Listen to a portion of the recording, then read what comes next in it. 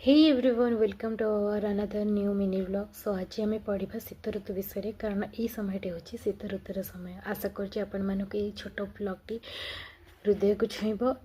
मु रचि मु निजे लिखि ये छोटिया रचनाटी आपण को मन लभिब।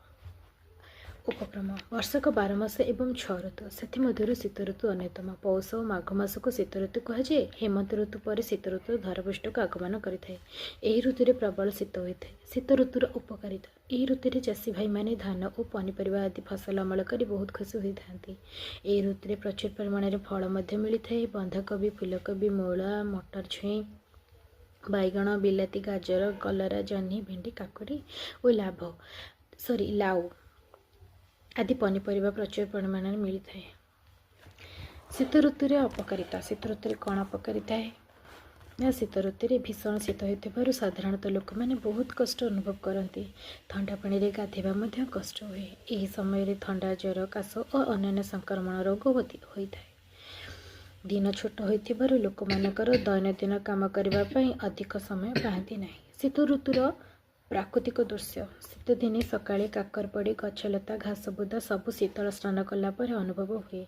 घास उपर शिशिर बिंदु पड़ी मुक्ता परी झलसुए। यही ऋतु सोरिष, तराट, कुसुम और गेंडु फूल फुटी प्रकृतिर शोभा वर्धन करती। शीत ऋतुर पर्वपर्वाणी कौन होता है एवं से कौन कौन सब होता है आसतु जाना।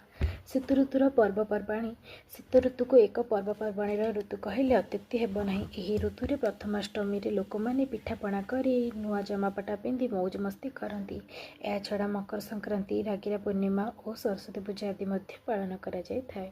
शेष कथा शीत ऋतु खूब आनंददायक कारण यही ऋतु प्रचुर फलमूल और पनीपरिया अमल हो लोक मैंने खाई पी खुशी रहती। यही ऋतु संक्रमण रोग और डर न था। शीत ऋतु प्राणी जगत खूब खुशी आनंद उल्लास रुहति। रही आपण मानकर प्रिय जदि छोटिया उपक्रमटे आपण मानक मन लोभी ताहले प्लीज प्लीज गाइज शेयर करेंगे, लाइक करेंगे, कमेंट करेंगे।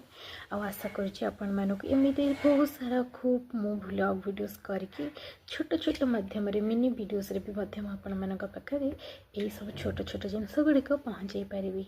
रही नमस्कार।